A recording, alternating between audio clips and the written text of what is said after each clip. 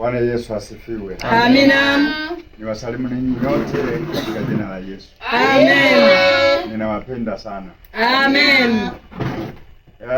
Nipende kumshukuru Mungu sana sana kwa ajili yenu. Amina. Na kwa ajili ya siku hii nzuri ya leo. Amina. Unajua sio jambo rahisi sana kwa hiki kinachoendelea mahali hapa. Amen. Nikisema hivi kwa haraka huwezi kugundua, lakini mimi ninafahamu siku zote hakuna jambo ambalo lina vita kupita kawaida kama kwenye kazi ya Mungu.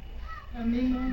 Yaani kama unaweza ukashuhudia kwamba kwenye maisha yako binafsi ya uchumi, ya familia, yanaweza yakawa magumu, yanaweza yakawa na changamoto, ukakutana na changamoto nyingi, hasa kwa Mungu na maadili yake.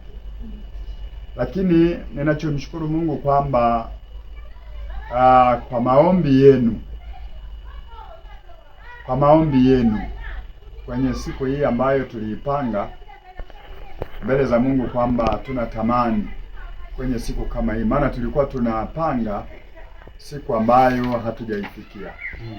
Maana kwamba tulipanga katika hali ya imani kwamba kwa neema ya Mungu siku itakapofikia siku kama ya leo, basi tuweze kufanya tukio hili kubwa la kihistoria la kuanzisha huduma hapa Igumbilo. Pamoja na kwamba kama vile watumishi wa Mungu waliotangulia waliozungumza kwamba Igumbilo tulishakuja mara kadhaa na Mungu ametukusudia kuwepo Igumbilo. Amina. Haijalishi ya kwamba kuna changamoto ngapi ambazo tunakutana nazo, lakini ashukuriwe Mungu wa mbinguni ambaye ametufanya bado kuwa majasiri tusiyeweza kukata tamaa, kwa ajili tu kwamba tuweze kutimiza lile kusudi la Mungu ambalo Mungu amelikusudia kwamba Igumbilo liweze kufanyika.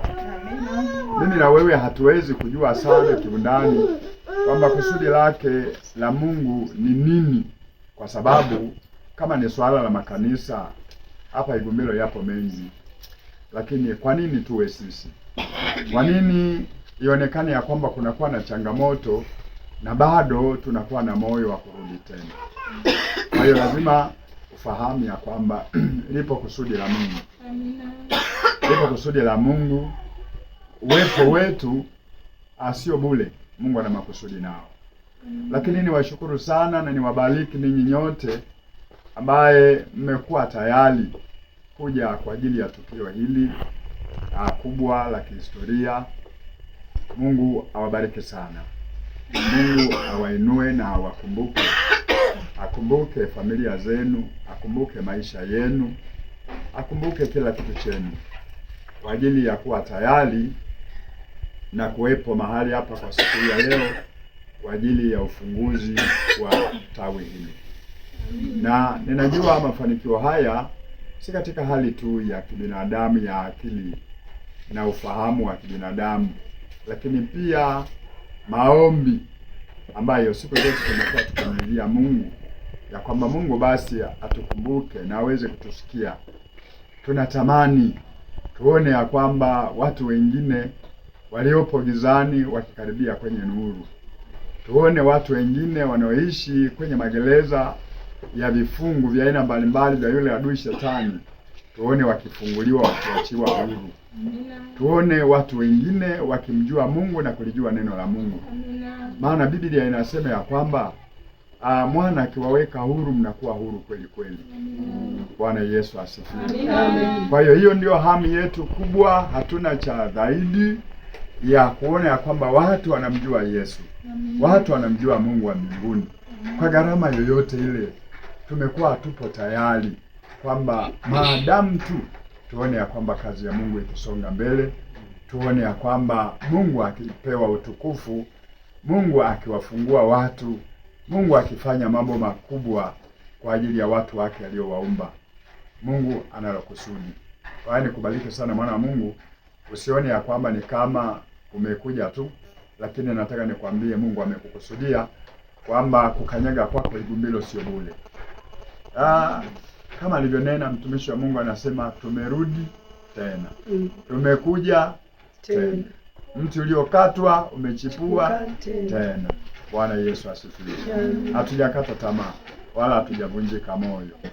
Tunayo imani kubwa ya kwamba Mungu wetu aliyetuita kwa ajili ya mji wa Igumbiro analo kusudi na atatimiza mapenzi yake. Bwana Yesu asifiwe. Amina. Lakini niwabariki sana watumishi wa Mungu kutoka kule Mlolo kwa ajili ya utayari wao. Sio kazi ndogo.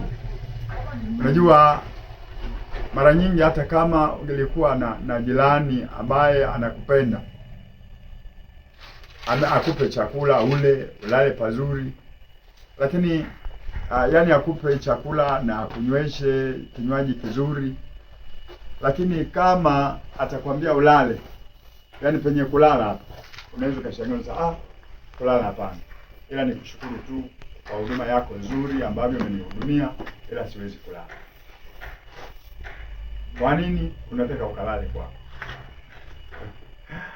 Bwana Yesu asifiwe. Nakumbuka kuna siku moja tulipokuwa tumekuja huku kushuhudia, nikawa ninaongea na Maria, mwalimu wa watoto. Nikamwambia hivi, lakini Maria mwanangu, ingelikuwa una mwenyeji huku, kulikuwa hakuna sababu ya kurudi kule nyumbani, kwa sababu kesho nasema tena upo huku na leo umekuwepo huko kazini na kesho utakuwepo huko. Ungekuwa na mwenyeji